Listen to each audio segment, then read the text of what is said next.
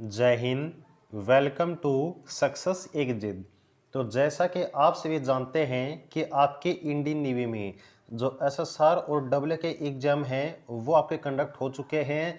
लगभग आपके 6 दिसंबर से एग्ज़ाम स्टार्ट हुए थे और 8 दिसंबर तक आपके एग्ज़ाम चले थे। बोथ एसएसआर एंड डब्ल्यू की बात हम कर रहे हैं। तो यहाँ पर अब आपका एग्जाम कंडक्ट होने के बाद जो आपका सबसे बड़ा डाउट बनेगा वो है आपके कट ऑफ को लेकर के। आपकी जो कट ऑफ है वो आपकी एसएसआर और डबल ए की क्या रह सकती है वो हम डिस्कस करने वाले हैं। इसके अलावा अब आपका एग्जाम कंडक्ट होने के बाद आपका जो नेक्स्ट प्रोसेस है वो क्या रहने वाली है उसके बारे में हम डिस्कस करेंगे। और साथ ही साथ आपका जो मेडिकल है उसके बारे में आपकी क्या कुछ इन्फॉर्मेशन आपको पता होनी चाहिए। चलिए वो सारी बातें हम डिस्कस कर लेते हैं। तो यहाँ पे देखिएगा जो आपका एसएसआर और डबल का ये वाला एग्जाम है वो आपका ऑफलाइन कंडक्ट हुआ है। और अगर आप जानते हो तो इस भर्ती से पहले वाला जो बैच आपका कंडक्ट हुआ था वो भी आपका ऑफलाइन ही कंडक्ट किया गया था। तो लगभग आपके जो भी प्रोसेस है पहले कंडक्ट हुई थी ना वो सेम प्रोसेस आपके यहाँ पर कंडक्ट होने वाली है। तो यहाँ पर हम कह सकते हैं कि जो कट ऑफ का डाटा आपको पहले देखने को मिला था वही डाटा आपका लगभग अब आपको देखने को मिल सकता है। तो यहाँ पर अगर हम थोड़ा सा रिव्यू आपको जो पहले वाली भर्ती है उसके बारे में बताएं तो आपकी जो सबसे बड़ी एक चीज़ आपके वहाँ से निकल के आती है वो है आपकी कट ऑफ है कि उस टाइम जो कट ऑफ आपकी गई थी इस वाले से पहले बैच की वो आपकी बहुत ही कम गई थी। अगर हम बात करें आपके ऑनलाइन एग्जाम के कंपैरिजन में तो आपकी किस स्टेट की आपकी कितने कट ऑफ गई थी। तो यहाँ पर आपसे भी जानते हैं कि आपके जो एसएसआर की कट ऑफ है वो बनती है आपकी स्टेट वाइज है और आपकी जो डबल ए कट ऑफ वो बनती है आपकी ऑल ओवर इंडिया के ऊपर है। तो अगर हम सबसे पहले बात करें आपके एसएसआर के पोस्ट के बारे में तो यहाँ पर आपके वो स्टेट है जिनकी कट ऑफ सबसे हाई जाती है वो लगभग आपके 3 से 4 स्टेट हैं। कौन कौन से?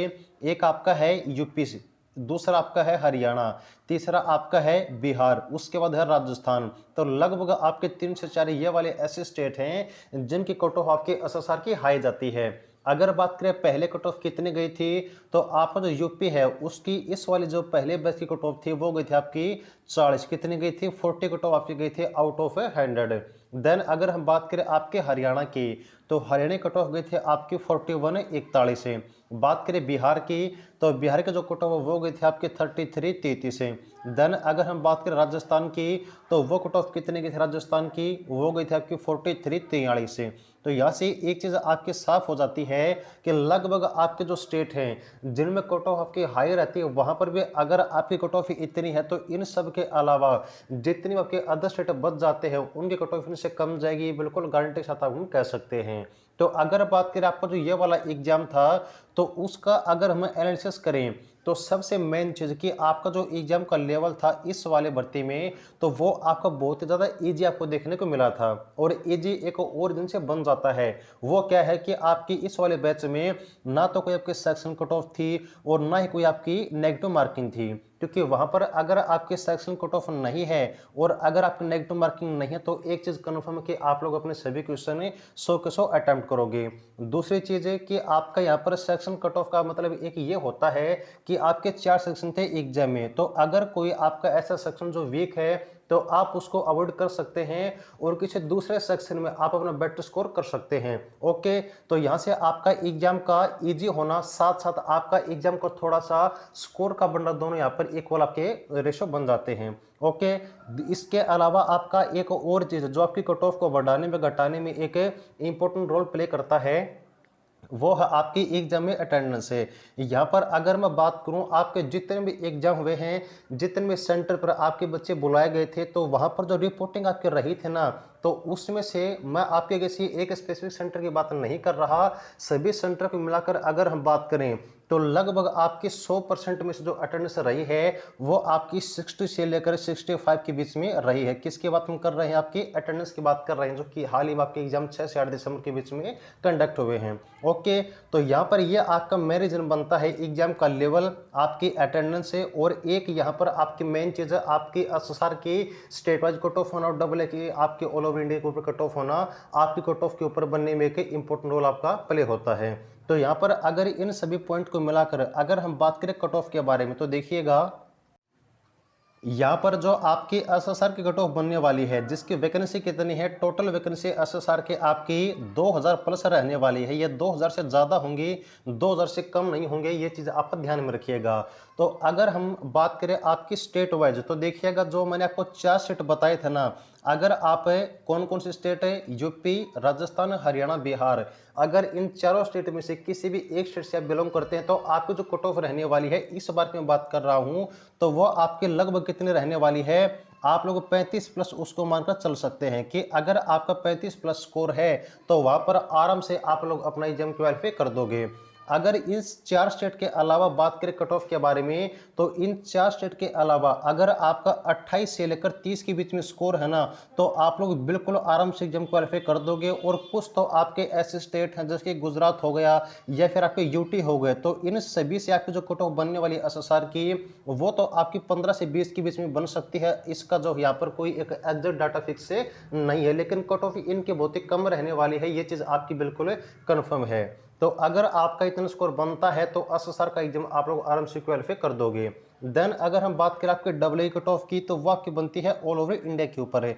तो यहाँ पर जो आपकी कट ऑफ बनेगी डबल ए की, तो वो आपकी लगभग, अगर आपका स्कोर कितना है, लगभग अगर आपका स्कोर 45 प्लस है तो आप लोग अपना एग्जाम क्वालिफाई कर दोगे। ओके, तो यहाँ पर ये कुछ कट ऑफ का ऐसा डाटा है जो कि आपके एग्जाम के रिव्यू के अकॉर्डिंग, जो आपने अपना एग्जाम का रिव्यू हमारे साथ शेयर किया है, जो आपका एग्जाम का लेवल रहा है, जो आपकी अटेंडेंस रही है, इसके साथ ही साथ आपकी जो प्रीवियस भर्ती, जो कि बिल्कुल सेम प्रोसेस आपकी कंडक्ट हुई थी इस वाली भर्ती की तरह, तो इन सभी के आधार पर आपका जो कट ऑफ है वो आप यहाँ पर चेक कर सकते हैं।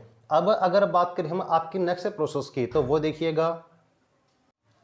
तो जैसा कि आप सभी ने एग्जाम दिया है, आपकी ये वाली जो भर्ती है वो आपकी ऑफलाइन कंडक्ट हुई है, जिसमें आपका रिटन एग्जाम आपका कंडक्ट हो चुका है। और इसके साथ ही साथ यहाँ पर किसी को भी रिटन एग्जाम में जो फेल नहीं किया गया। अब जिन्होंने एग्जाम दिया था डायरेक्ट, उनकी क्या कंडक्ट हुई थी, उनकी फिजिकल कंडक्ट हुई थी। और ऐसा क्यों हुआ था, क्योंकि आपके जो कैंडिडेट बुलाए गए थे टोटल वो कितने थे, वो आपके थे 10,000 प्लस है, लेकिन जो वैकेंसी है वो कितनी है, वो आपके हैं 2,500 प्लस है।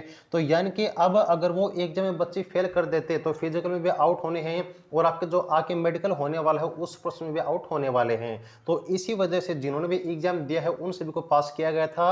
और अगर उन्होंने फिजिकल पास कर दी तो अब वो आगे प्रोसेस में यहाँ पर जो शामिल होने वाले हैं। और अगर कोई आपका ऐसा कैंडिडेट है जो फिजिकल में पास नहीं हुआ तो वो आपका डायरेक्ट बाहर होने वाला है। तो आपके यहाँ पर जो प्रोसेस रिटन एग्जाम के और फिजिकल के कंडक्ट हो चुके हैं, और अगर आप इन दोनों प्रोसेस में शामिल हुए थे, पास हो चुके हैं, तो अब आगे जो नेक्स्ट प्रोसेस होने वाली है वो है आपकी मेरिट लिस्ट का आउट होना। अब जो मेरिट लिस्ट है ना, वो किस बारे में होगी, तो वो इस बारे में होगी जिनका एग्जाम प्लस में फिजिकल आपका पास हुआ है, और वो किसके लिए सॉर्ट आउट हुए हैं, वो हुए आपके मेडिकल के लिए। तो अगर यहाँ पर आपको जो लिस्ट की बात करें कब तक आउट हो सकती है, तो देखिएगा, जो आपकी इस वाले भर्ती की बात करें या फिर इससे पहले वाले भर्ती की बात करें, तो यहाँ पर आपकी जो डेट है ना, वो आपकी जहाँ पर फिजिकल आपकी कंडक्ट हुई थी वहां से निकल के आ जाती है।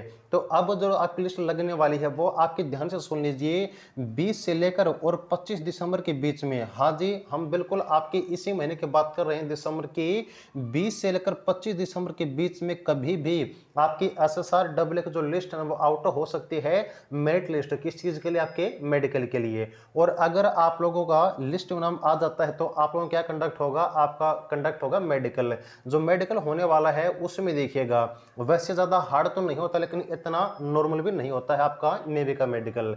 बस आपके अंदर कोई ऐसी दिक्कत नहीं होनी चाहिए जो कि आपकी लाइफ टाइम ठीक ना हो सके, अदरवाइज आपके मेडिकल में कोई ऐसी दिक्कत नहीं आएगी।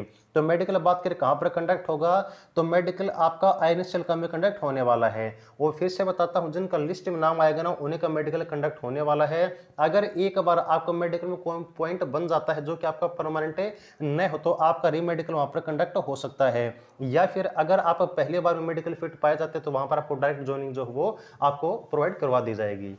तो ये कुछ आपकी जानकारी है आपकी नेवी एसएसआर और डबल ए के एग्जाम के बारे में, कट ऑफ के बारे में, नेक्स्ट प्रोसेस के बारे में और मेडिकल के बारे में।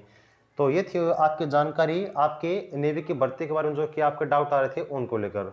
उम्मीद है कि आपको अच्छी लगी होगी। अगर इन सब के अलावा का आपका कोई और डाउट है तो कमेंट सेक्शन में आप लोग पूछ सकते हैं। जुड़े रहिएगा कि नए अपडेट के लिए। Thanks for watching, keep supporting. जय हिंद।